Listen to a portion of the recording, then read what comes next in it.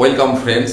অবশেষে আজকে সুপ্রিম কোর্টের ডিএ মামলায় গ্র্যান্টিনেটদের কথা উঠল এবং কথাটা তুললেন সংগ্রামী যৌথ মঞ্চের সিনিয়র আইনজীবী। যেটা বলা হলো যে ডিএ দেওয়ার ব্যাপারে রাজ্য সরকারি কর্মীদের সাথে গ্র্যান্টিনেট কর্মীদের কিন্তু কোনো ভেদাভেদ নেই, অর্থাৎ যখন রাজ্য সরকারি কর্মীরা ডিএ পান তখন গ্র্যান্টিনেট কর্মীরাও ডিএ পান। তাহলে এই জায়গায় ডিসক্রিমিনেশনটা কী জন্য?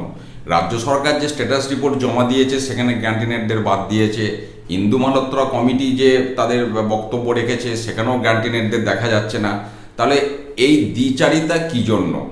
এই বক্তব্যটাই কিন্তু আজকে সুপ্রিম কোর্টে অনারেবল জাস্টিস দ্বয়ের কাছে উপস্থাপন করেন সংগ্রামী যৌথ মঞ্চের আইনজীবী।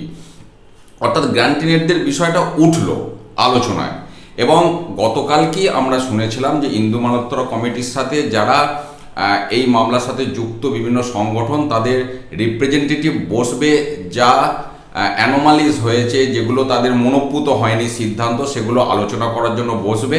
তো আজকে সেটাই আবার বলা হলো যে ঠিক আছে, আপনাদের গ্র্যান্টিনেটদের নিয়ে বক্তব্য অ্যাকচুয়ালি সংগ্রামী যৌথ মঞ্চ কিন্তু তাদের রিটিন সাবমিশন ইন্দু মালহোত্রা কমিটির কাছে করেছে গ্র্যান্টিনেটদের বিষয়ে।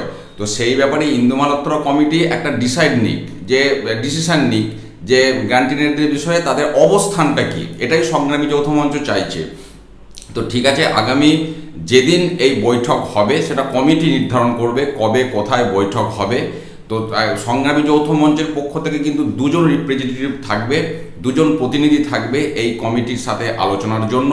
তারা অবশ্যই এক্সক্লুসিভলি গ্র্যান্টিনেটদের কথাই বলবে, বাদবাকি এআইসিপিআই মেনে দেওয়া হয়নি এই বিষয়গুলো তো আছেই। তো এই মামলার আবার পরবর্তী শুনানি, অর্থাৎ এই কমিটির সাথে আলোচনার পর যা নির্যাস বের হবে সেই সমস্ত কিছু নিয়ে আবার পরবর্তী শুনানি হবে 8 সপ্তাহ পর। ইন দ্য মিন টাইম একটা কথা বলে রাখি, এই মামলার সাথে যুক্ত যে দুজন আইনজীবী রয়েছেন তার মধ্যে অনারেবল জাস্টিস সঞ্জয় কারোল এই আগস্ট মাসে রিটায়ার করছেন, খুব সম্ভবত 22শে আগস্ট।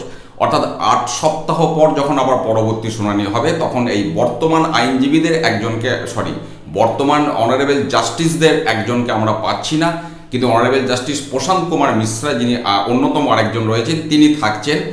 তার সাথে এবার নতুন কোনো অনারেবল জাস্টিস যুক্ত হয়ে নতুন বেঞ্চ গঠন হবে, সেই বেঞ্চ আবার এই মামলা শুনবেন। তো এই হচ্ছে আপাতত আপডেট। এরপর আবার ইন্দু মালহোত্রা কমিটির সাথে বৈঠক হলে সেখান থেকে কি তথ্য, কি নির্যাস সামনে আসে, সেই আপডেট আমি আপনাদের সাথে শেয়ার করব। ভালো থাকুন, সুস্থ থাকুন, ধন্যবাদ।